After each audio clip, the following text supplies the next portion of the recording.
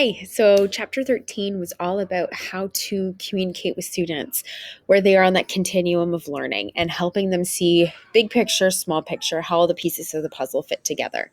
And so a lot of us, I think, in science would typically use like a unit guide to help with students. And if you haven't started, I think this is a really great piece.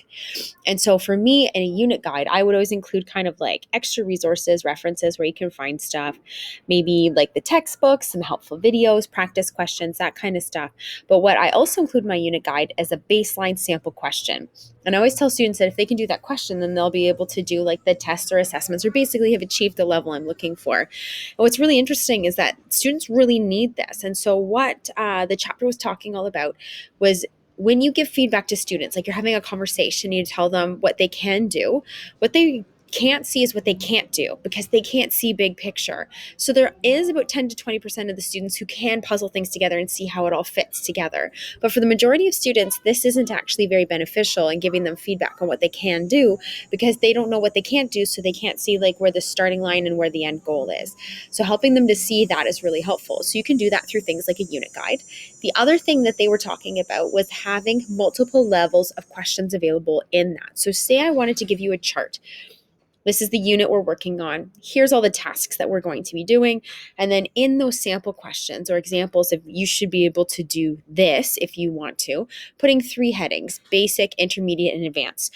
Not every concept has to have a 3-tier level, but there are some questions where you would have multiple levels. So for example, when we're talking about like complexity of problems in physics, sometimes you can do just like straight up, this is an energy question. And some of them you have to use some tools from other units to be able to solve it. So that would be like an advanced question. So I think that what you want to do is put those sample questions into the various different layers.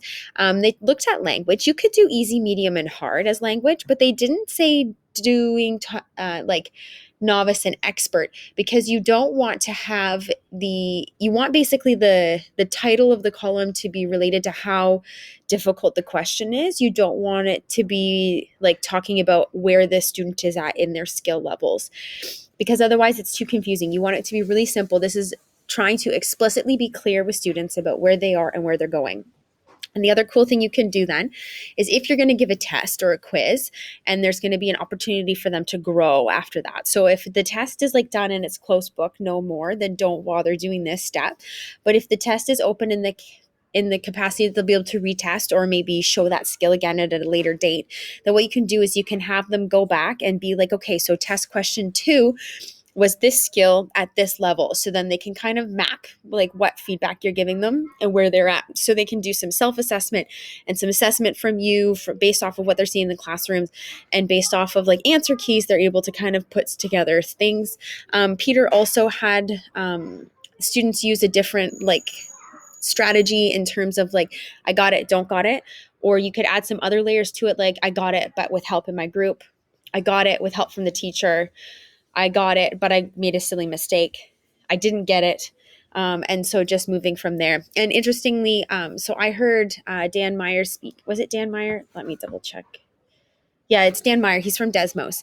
And I heard him speak this week, and he was talking really critically about using the word mistake and instead using a wrong answer to navigate like on that continuum of where I am and where I'm going. So instead of using words like mistake, use I got it wrong. And because mistake has just like a negative, like closed connotation to it, while I got it wrong is like, okay, well, why did I get it wrong? How did we get there? What detour did we take on the way there? And then, oh, this is what I need to do next time, or see patterns emerge and stuff like that. So there's a lot of really cool, more powerful, again, work about how powerful words are and how the type of word we use can make a big difference. So anyways, this chapter was all about how to navigate for students, and the best research showed make it easy in a table, outline it clearly, beginner, intermediate, advanced style questions so that students can test against them, practice them, see how they do, and then move from there.